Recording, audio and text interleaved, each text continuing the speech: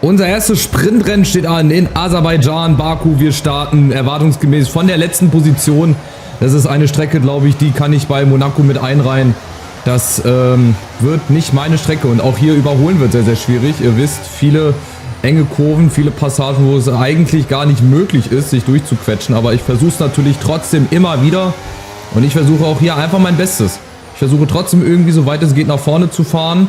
Vielleicht kann ich ja den ein oder anderen Überholstart wagen bei tiefstehender Sonne.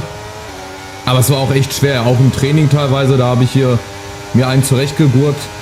Das war die wahre Pracht. So, mal gucken, ob ich hier eventuell, ja, Guangzhou, musste da ein bisschen Platz machen. Sowas zum Beispiel, dass ich sowas mal riskiere. Ich habe schon eine Verwarnung deswegen bekommen. Eine Kollision verursacht. Hier wahrscheinlich nochmal. Also ihr hört es krachen hier. Ihr seht die Veränderung am Auto. Die Bremswege von mir, die sind auch teilweise viel zu lang. Ich hatte ein Training, dass ich im Regen wieder fahren musste mit Intermediates. Da bist du ja gerutscht teilweise. Musstest du schon 20 Kilometer vorher bremsen.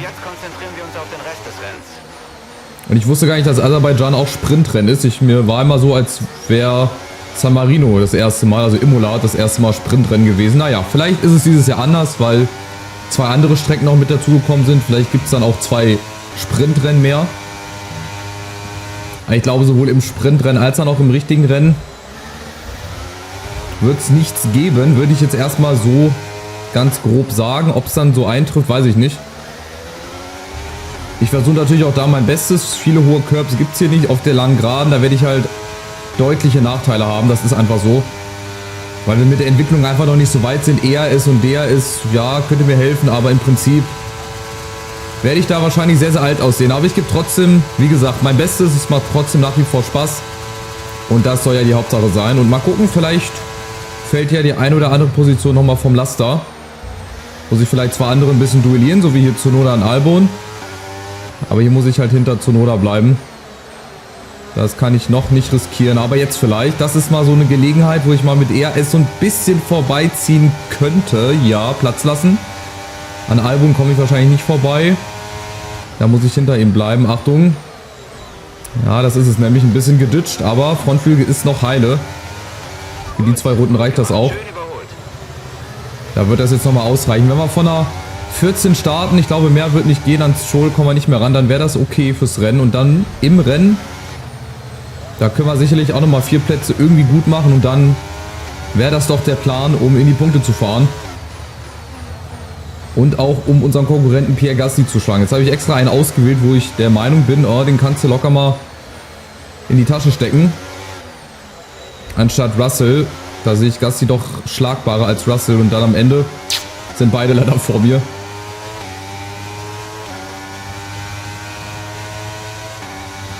Also nach der Burg geht's eigentlich.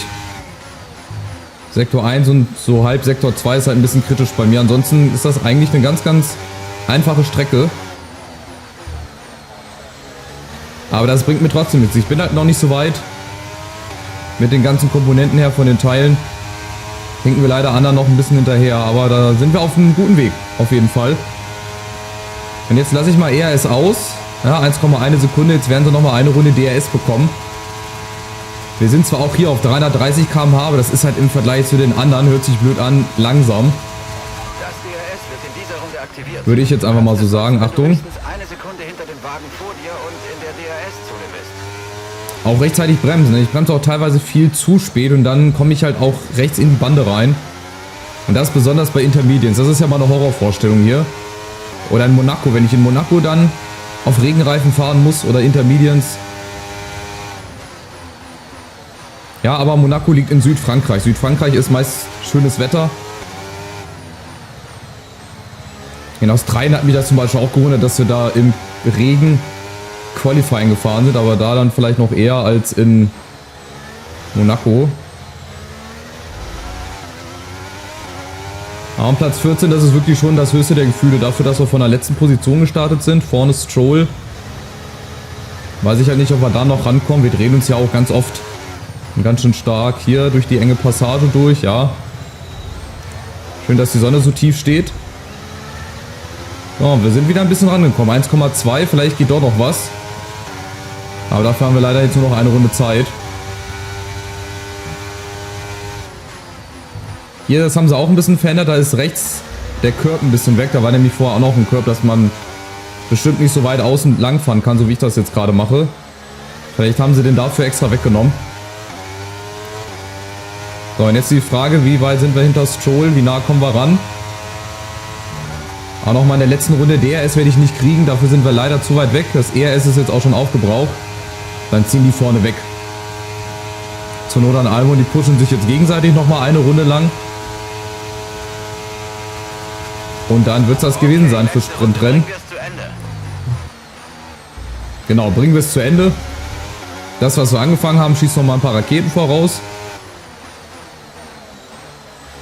Aber ohne DRS bin ich halt aufgeschmissen, weil ich das mit der reinen Motorleistung noch nicht schaffen kann. Ganz anders als die anderen.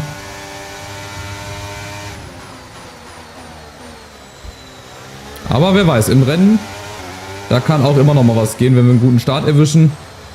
Wenn wir unser Auto heile lassen, ja, wenn wir nicht gleich unseren Frontflügel wieder beschädigen. Und wenn wir auch die Kurven hier, den Abschnitt, den muss ich wirklich richtig gut nehmen, weil hier verlierst du auch so viele Sekunden.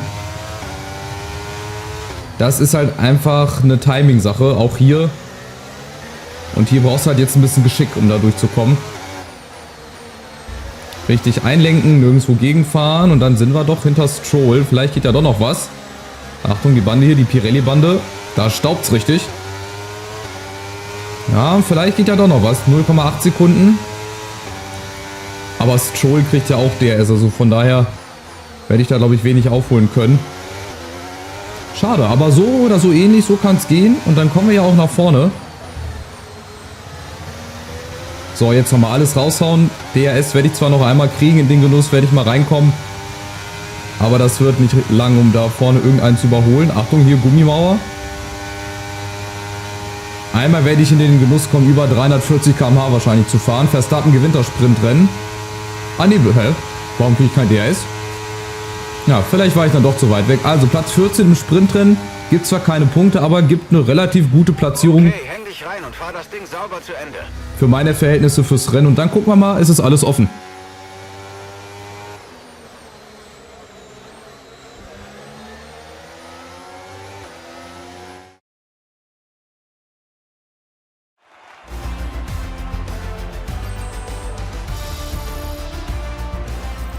Schauen wir uns an, wie sich die Fahrerwertung verändert hat. Max Verstappen sollte mit seiner Leistung hoch zufrieden sein, denn er macht weiter an der Spitze der Rangliste Boden gut. So viel zum Sprintrennen. Jetzt freuen wir uns auf morgen. Den Grand Prix gibt es bei uns live und ohne Unterbrechung, also nicht vergessen einzuschalten. Ja, und vorne Red Bull dominiert natürlich wieder. Das war auch nicht anders zu erwarten. Und wir haben halt das Beste draus gemacht, Platz 14. Ganz ehrlich, was willst du denn da noch anderes machen? Wenn wir jetzt im Rennen einen guten Start haben, dann denke ich, ist Platz 10 drinne. Bin sehr, sehr gespannt. Freue mich aber auch. Auf geht's. Vom hinteren Mittelfeld geht's dann also rein mit Mediums. Wir wechseln dann auf die Softs. Hamilton auf der 13 ist schon auf den Softs unterwegs. Das wird auch sehr, sehr interessant, wie das dann mit den Boxenstops ist. Jetzt gucken wir erstmal, wo wir uns hier einreihen. Wir folgen mal Hamilton. Der hat einen ganz guten Plan. Ich habe aber auch einen ganz guten Plan. Einfach durch die Mitte und schon sind wir Achter. Also überragend. Sehr, sehr guter Start. Richtig gut weggekommen.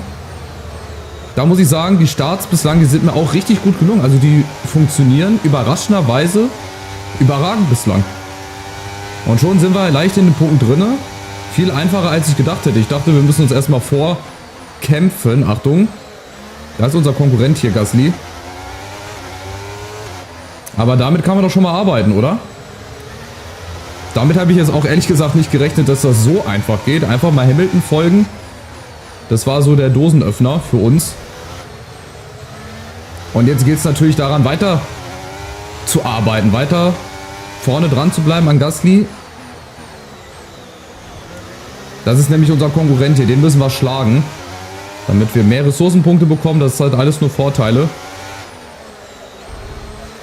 Ist auch ein bisschen gerutscht. Ja, diese Passage ist auch für alle anderen ein bisschen tricky. Hier rutscht man wie die Sau. Wirklich. So, und dann halt vorne dranbleiben. Hier ziehen sie uns dann halt leider alle weg. So, Vorsicht, der hohe Curb, da hüpfst du so ein bisschen. Und dann wieder dranbleiben. Ehrlich, ich muss hier mit ERS ein bisschen haushalten, aber auch das gleichzeitig gebrauchen. Das ist ganz, ganz schwer. Aber solange Platz 10 in Reichweite ist, ist okay. Mit einem Punkt wäre ich heute auch definitiv schon zufrieden. Aber es geht ja auch noch mehr. Also wer von Platz 14 auf die 8 schon fahren kann in der ersten Runde, der kann auf jeden Fall noch ein bisschen nach vorne preschen. Und das machen wir jetzt hier. Ich ziehe durch mit dem ERS. 350 km/h an Gasly vorbei. Auf der vielleicht längsten Startzielgeraden des Rennkalenders. Ich habe gehört, Miami soll auch so ähnlich lang sein. Miami, wie gesagt, die 5 längste oder mit in den Top 5 der längsten Strecken. Ungefähr 5,5 Kilometer oder 6 Kilometer, aber halt wirklich die meiste Zeit geradeaus. Ist halt in der Innenstadt, ne? Die amerikanischen Städte sind nicht von so vielen Kurven geplagt. Da gibt es meistens nur kerzengerade Strecken und Straßen. So, jetzt Alonso, der halt auch wieder weit vorne ist. Also Aston Martin, die haben wirklich Tatsache ein richtig starkes Auto. Und vor allem halt Alonso, ne? Da wird sich Vettel ganz schön in den Arsch beißen. Der ja auch, glaube ich, noch ein Jahr bei Aston Martin dann gefahren ist. Da aber wirklich nicht so viel gerissen hat, leider. Leider, aber gut. Sollte halt nicht sein. Aber dranbleiben, ja. Auch wie gesagt, durch diese neue Lenkfunktion hier, durch diese Lenkmechanik, wir kommen da viel geschmeidiger durch als noch im letzten Spiel. Das sind bislang nur Vorteile für uns. Ich bin halt wirklich in Monaco gespannt. Da bin ich auch sehr, sehr neugierig, ob uns das auch so weit helfen wird. So, und jetzt können wir ja die nächste Attacke schon mal starten, wenn wir hier gut rumkommen. Ja, halbwegs gut. Mit ERS an Hamilton oder von Hamilton uns ein bisschen entfernen. Gasly ist weiter hinten auf der 9. So, guter Exit hier und jetzt wieder mit fast dem vollen ERS. Ich benutze jetzt mal den Windschatten. Schaffen wir das auch mit Windschatten so ein bisschen? Jawohl, Verstappen mit der 1,45. Zack, miep, miep. Vorbei an Alonso. 1,45,891, sehr, sehr stark. Es läuft besser, als ich bislang gedacht hätte, wirklich. Wenn wir gleich auf die Softs wechseln, vielleicht haben wir den anderen gegenüber Vorteile. Russell ist zum Beispiel auch auf Softs unterwegs. Also beide Mercedes-Fahrer auf Softs. Dann werden die wohl eine Runde länger draußen bleiben. Keine Ahnung, was da die Idee hinter war. Alonso kommt. Muss ich aber erstmal hinter mir einreihen, das geht nicht. Nee, die Lücke, die kann er nicht nehmen.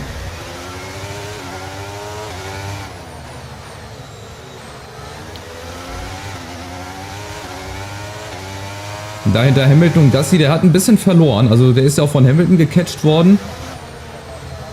Und jetzt erfährt er so eine leichte Demütigung, habe ich das Gefühl. Ist da hinten gar nicht zu sehen.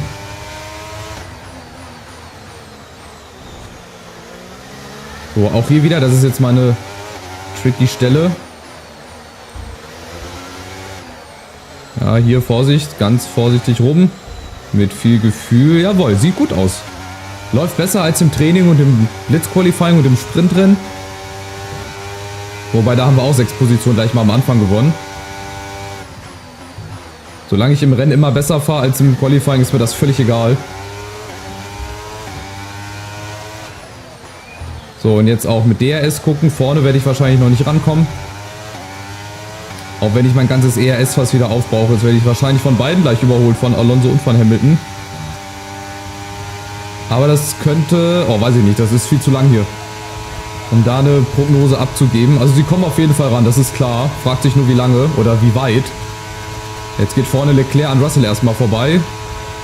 Ja, und hier auch Alonso gegen Hamilton. Das wird eng. Positionen werden wild getauscht. Und Alonso, Hamilton. Wer will denn jetzt? Wer will noch mal, wer hat noch nicht? Russell ist auf der 5. Ich also in einem Mercedes-Sandwich drinne. Und bislang ist auch noch keiner ausgeschieden. Das überrascht mich auch. Also hier hätte ich 100% drauf gewettet, dass irgendeiner gerade am Anfang mal einen Unfall verursacht oder irgendwo in eine Bande fährt. Aber bislang halten sich alle toi toi toi ganz gut zurück.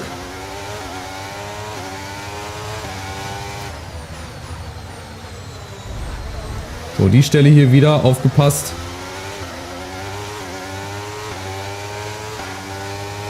Jetzt wird es halt ganz wild gleich auf der langen Geraden, weil jetzt sind sie echt nah dran.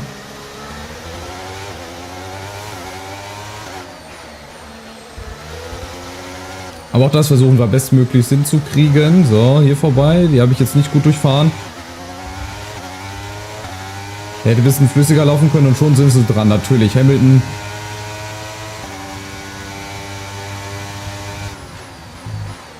So, Gott sei Dank ist der eine Curb hier weg. Da kann man von außen ein bisschen mehr Schwung holen.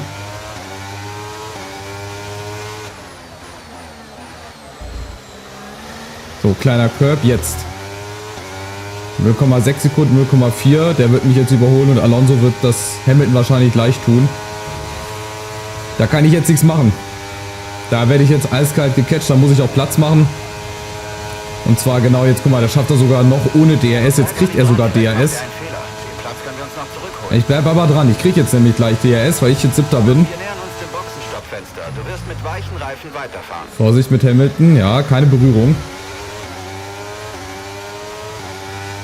Jetzt bin ich halt in diesem Sandwich drin und jetzt hat Hamilton das Problem, dass er erstmal kein DRS bekommt, aber Alonso ist jetzt der Nächste. Gasly ist 4 Sekunden weg. Das ist okay, das ist gut. Oh, das ist aber nicht so gut, was Alonso da macht. Oh, das ist kurz vor der Kurve, Junge. Das kannst du nicht machen. Oh, knapp. Aber gerade noch so, dass das Auto vorbei gepasst hat. Ich warte da eigentlich nur auf die Dreher oder auf den Dreher dann. Das habe ich mich schon in der Bande gesehen. Wenn der rote Pfeil immer näher kommt, weißt du, es ist gleich vorbei.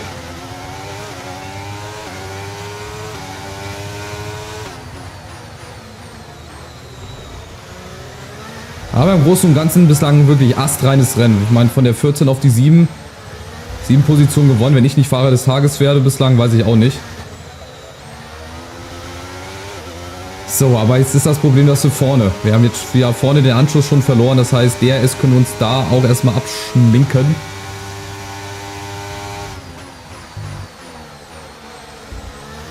Ob wir es irgendwo nochmal rankriegen, bevor wir in die Boxengasse fahren, glaube ich eher nicht. Dazu sind leider die anderen Autos zu stark. Wo ist denn hier der Strich mit dem DRS? Jetzt bin ich 0,9 Sekunden. Jetzt würde ich es ja eigentlich kriegen. 0,93. Wo ist denn jetzt hier die Linie, der Strich? Ich bekomme es aber nicht, ne? Nee. Ach doch, ich bekomme es. Das ist gut, das ist wichtig. Dann kann ich ERS sparen. Also das, was ich eh nicht mehr habe. 340 km/h. Alonso kommt auch angeflogen. So, und jetzt müsste, glaube ich, Hamilton oder Russell reingehen. Und wir sind dann in der nächsten Runde dran. Ich glaube 6, 7 Runden, das ist jetzt das Maximum. Achtung, hier staubt es richtig. Diese Staubpartikel sind auch neu. Oh, Alonso kommt. Ja, den müssen wir auch vorbeilassen. Ja, das schaffe ich leider nicht.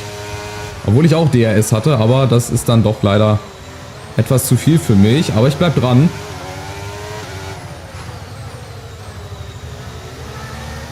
Jetzt ist halt der ganz entscheidende Sektor hier wieder. Der Abschnitt, da wo ich wieder ganz viel Zeit verliere.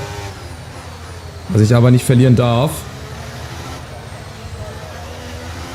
Vor allem, weil Gasly dann auch wieder näher rankommt. Ne? 3 Sekunden, Norris ist auch nur 3,5 Sekunden weg. Da geht es halt um die Punkte, da geht es um die Top 10. Vorsicht, hier innen mal kurz die Bande, glaube ich, leicht geknutscht. Hier verliere ich halt Zeit. Wenn du da einmal zu weit innen fährst, das ist halt auch unnötig. Aber gut, so ist es halt. Der Formel 1er kommt es auf jeden Meter an.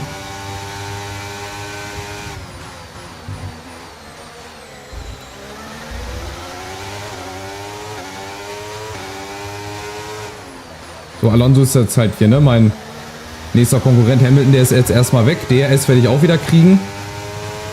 Und Alonso nicht, also muss er sich gegen mich erstmal verteidigen. Je nachdem, wer jetzt reinfährt von beiden Mercedes. Dürfte Russell sein, oder? Ist Russell vorne? Aber reinfahren oder geht gar keiner rein? Noch geht keiner rein. Wir kriegen jetzt DRS. Hamilton geht rein. Der fährt schon links. Also, wir sind vor Alonso. Kommen wir da noch hin? Nee, kommen wir nicht. Kommen wir nicht. Also Hamilton ist in der Box. Verstappen ist auch in der Box. Hat er gerade auf Hard gewechselt? Habe ich das richtig gesehen? Dann ist er von Mediums auf Hard gewechselt. So, und das ist vielleicht auch unser Vorteil in Sachen Hamilton überholen. Wir kriegen jetzt zwar nochmal DRS. Achtung, die Bande. Leicht geknutscht, aber kein Schaden am Frontflügel, Gott sei Dank. Das sind halt jetzt wieder diese Flüchtigkeitsfehler, die sich so einschleichen. Und das bringt mir halt viel Zeitverlust. Besonders in Sachen Hamilton und halt auch Alonso. Gut, aber lieber so, als wenn ich jetzt einen leicht beschädigten Frontflügel hätte und ich damit gar nicht mehr Vollspeed geben kann.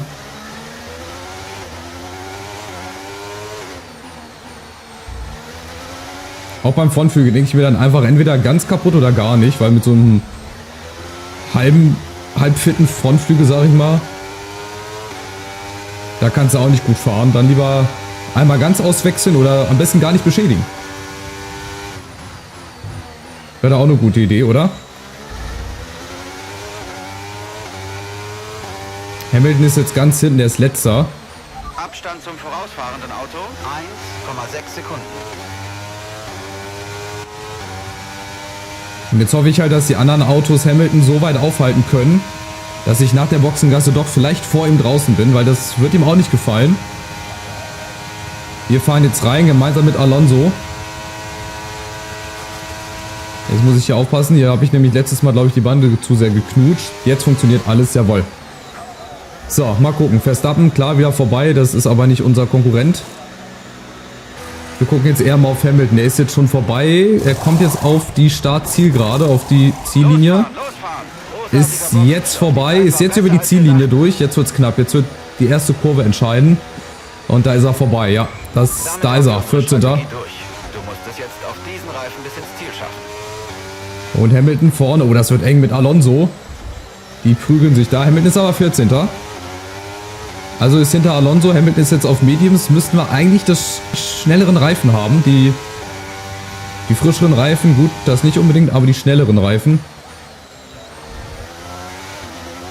Und vielleicht ist das halt auch nochmal ein Vorteil für uns. Vorne ist halt noch ein Alpha, neben Ferrari, aber der muss auch noch rein, oder? War der drin und hat so großen Vorsprung rausgefahren? Das glaube ich nicht. Das wäre ja ein überragender Boxenstopp, egal wer das ist, vorne im Ferrari. So, jetzt haben wir hier ein schönes Quartett, würde ich ja fast sagen. Hamilton, Alonso und Sargent. War Sargent aber auch schon drin? Das wird jetzt aber nochmal witzig hier zwischen uns. Ich glaube, es waren noch nicht alle drin. Vorne ist auch noch ein Alpine. Die können so gut gar nicht gefahren sein. Da bin ich jetzt mal vorsichtig optimistisch und sage, da werden wir nochmal ein paar Positionen gewinnen. Fragt sich nur, wie viel. Alonso an Sargent vorne vorbei. Oh, das wird jetzt eng. Sargent wird gecatcht von Alonso. So, und wir riskieren jetzt mal ein bisschen. Natürlich, guck mal, wir gehen hier rein. Dann gehen wir einmal hier rein. Achtung, Hamilton, außen. Sich vorbei, jawohl. Ganz knapp. Lando kommt in die Boxengasse. Ihr habt die Bande gehört, die haben wir geknutscht. Und jetzt kommt Hamilton. Und vorne ist Sargent, der geht auch rein, oder? Ja, der geht rein. Der war auf hart unterwegs. Okay, der hat ja eine ganz wilde Strategie gehabt. Aber Verstappen glaube ich auch. Der war auch auf harten unterwegs. So, und jetzt ist wieder alles so, wie es vorher war. Beiden Red Bull vorne, dann 2 Ferrari. Dann Russell, dann Alonso und dann schon wir. Mit ein bisschen Vorsprung auf Hamilton. Oh, das wird wie in jedem Rennen. Bis zum Schluss müssen wir uns durchsetzen gegen irgendeinen Konkurrenten. In Saudi-Arabien hat es nicht geklappt, in Australien hat es geklappt. Mal gucken, wie sich die Reihe jetzt fortsetzt. Wäre natürlich schön, 7., 8. Platz würde ich auch noch nehmen. Kommen wir mit dem Benzin noch aus. Hauptsache vor Gasly. 9. würde ich halt auch noch nehmen. Aber 7. wäre auch nicht schlecht, sage ich euch, wie es ist. Würde ich auch nicht nein sagen.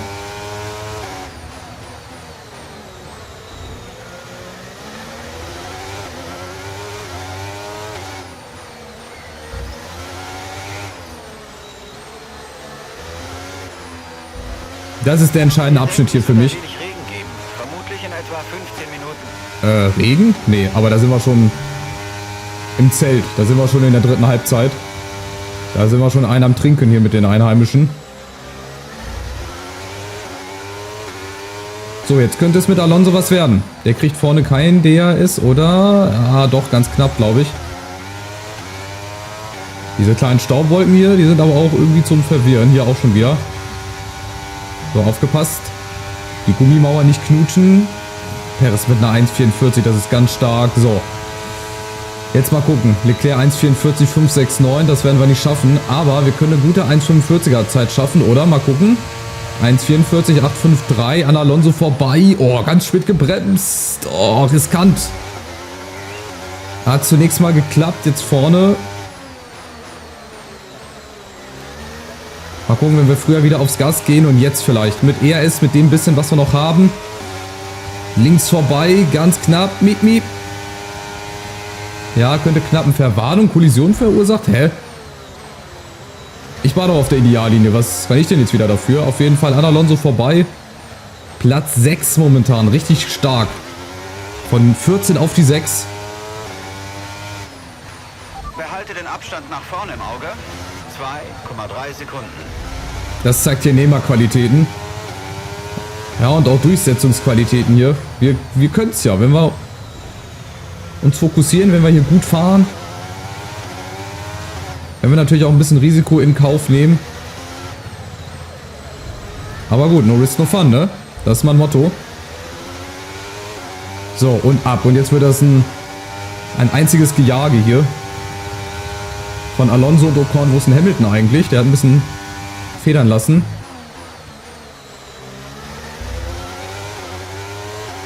Der ist hinter Ocon auf der 9.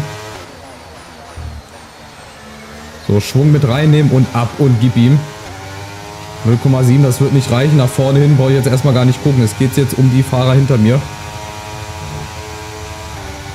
So, und ab mit ERS. Leclerc mit der schnellsten Rundenzeit. Wahnsinn, ey. Bis auf 330 km/h ohne DRS. Mit DRS wäre ja nochmal 10, 15 km/h schneller. Da kommt Alonso. Oh, und wer ist denn da ganz links am Rand?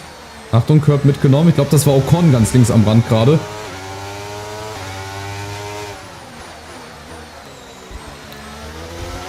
So, hier ganz kritische Lage. Gut, Alonso, den müssen wir vorbeilassen.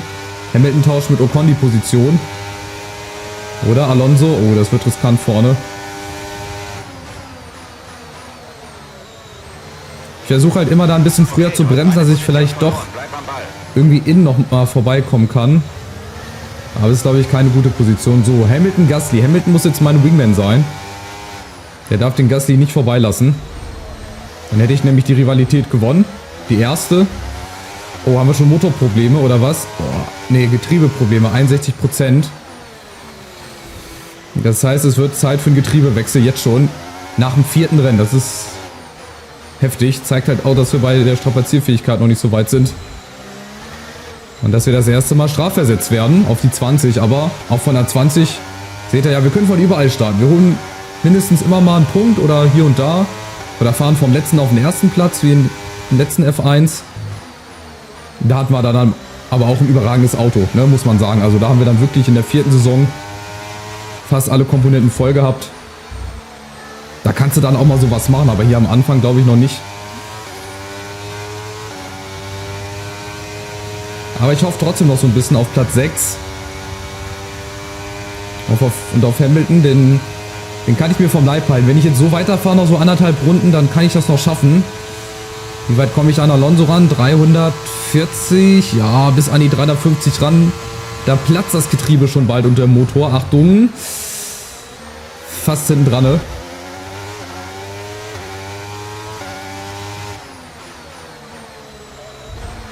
Es bleibt spannend, noch 1,5 Runden ungefähr.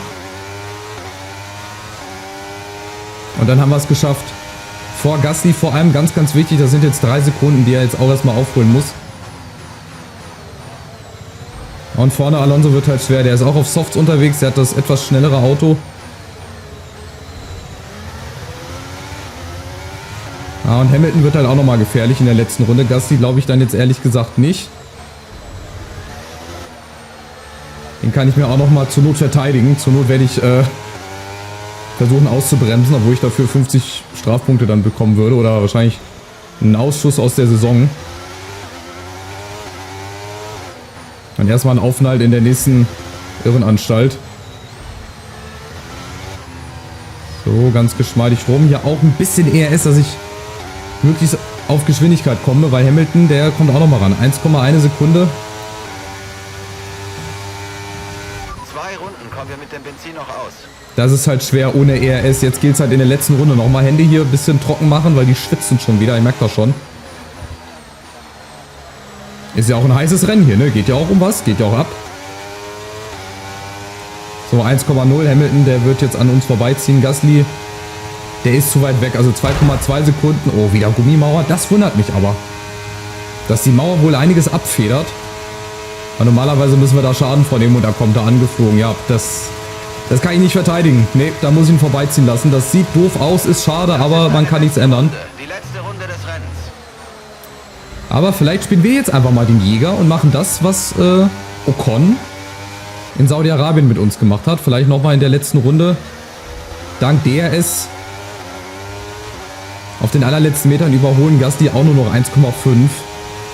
Also wird doch nochmal eng.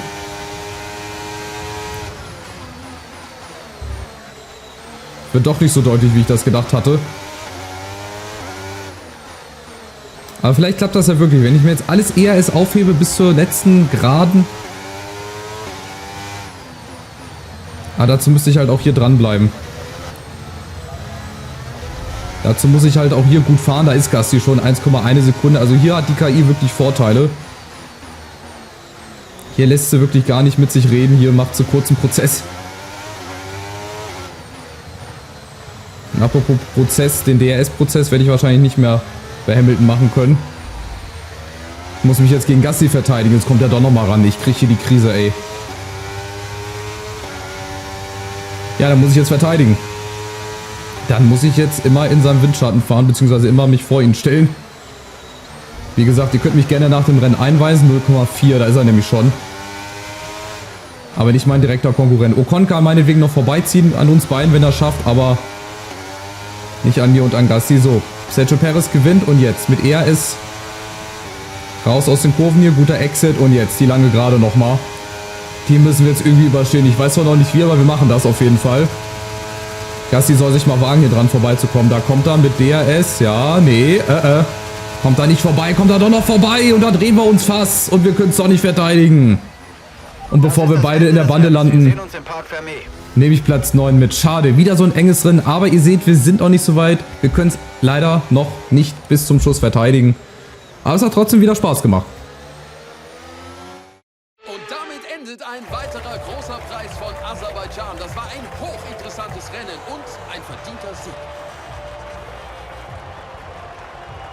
Sag mir, Stefan, wie haben Sie sich heute den Sieg geholt? Ich denke, dass das Resultat größtenteils dem Temperament geschuldet ist. Er hat es einfach geschafft, kühlen Kopf zu bewahren, als alle anderen die Fassung verloren haben und dadurch das Maximum aus dem Auto rausgeholt und die Strategie optimiert. Mehr oder weniger ohne Probleme. Red Bull hat heute äußerst hart um die vordere Position gekämpft und es ist großartig, dass es sich ausgezahlt hat. Das Team tut so viel für den Sport, dass man sich einfach nur über den heutigen Sieg mitfreuen kann.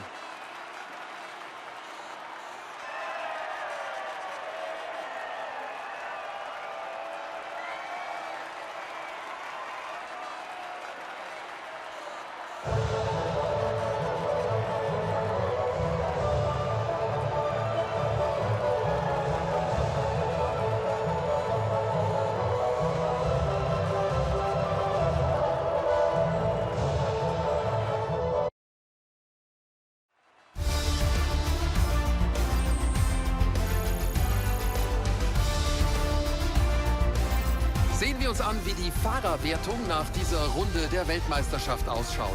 Dieses Resultat verringert den Abstand zwischen dem Führenden der Meisterschaft und dem Rest des Feldes. Wer war nach diesem unglaublichen Renntag dein Fahrer des Tages, Stefan?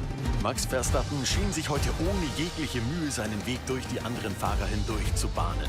Er ist definitiv mein Fahrer des Tages. Es ist Zeit, einen Blick auf die Situation in der Konstrukteursmeisterschaft zu werfen. Red Bull zieht in der Rangliste weiter davon. Wow, das war auf jeden Fall ein aufregendes Wochenende in der Formel 1. Begleiten Sie mich und Stefan bald wieder, wenn wir mit mehr Formel 1 Action zurück sein werden. Also ich habe mehr Punkte geholt, als ich dann wirklich am Ende des Tages gedacht hätte. Nach dem Sprint-Qualifying dachte ich, okay, das wird nichts. Aber immerhin 2 Punkte. Hier ist das Rennergebnis, genau. Gasly hat ein paar Plätze oder einen Platz verloren. Hamilton stark, von 13 auf die 7 muss man auch mal anerkennen. Wir aber auch, von der 14 auf die 9. Finde ich auch richtig stark. Norris leider aus den Punkten raus. Schade. Gab es hier unten irgendwas? Hülkenberg hat auch 6 Plätze verloren. Naja, so sieht es halt aus, ne? Rangliste. Verstappen und Sergio Perez oben, die machen das wahrscheinlich unter sich aus. Ich weiß nicht, ob Sainz und Leclerc da ernsthaft mitreden können. Da wird Red Bull auch wieder gewinnen. Naja, wir sind im Mittelfeld überall. Das ist soweit im Rahmen. Ich bin zufrieden. Schade, auf den letzten Metern verliere ich ja doch noch gegen Gasly. Das war halt genau wie in Saudi-Arabien. Hätte ich vielleicht DRS gehabt, wäre ich vielleicht noch vor ihm ins Ziel gekommen. Ich konnte dann noch am Ende nicht mehr verteidigen. Wenn ich ganz nach links rüber gezogen wäre, dann hätte es mich halt gedreht und ihn vielleicht mit. Und dann wäre ich kurz vor der Ziellinie doch noch voll ausgeschieden, hätte gar keine Punkte geholt. So habe ich immerhin mal 2 geholt. Triebwerksabteilung, aha. Der Chef der Triebwerksabteilung hat eine Empfehlung abgegeben, blablabla. Die Abteilungsleitung hat mehr Erfahrung, was das angeht. Ich saß selbst am Steuer, als wir diese Daten gesammelt haben, halten wir uns dran. Aha. Es gibt Argumente dafür, aber die Daten von der Strecke sprechen dagegen. Hat mehr Erfahrung, ja, hat's ja eigentlich auch, ne? Ich würde jetzt das hier machen.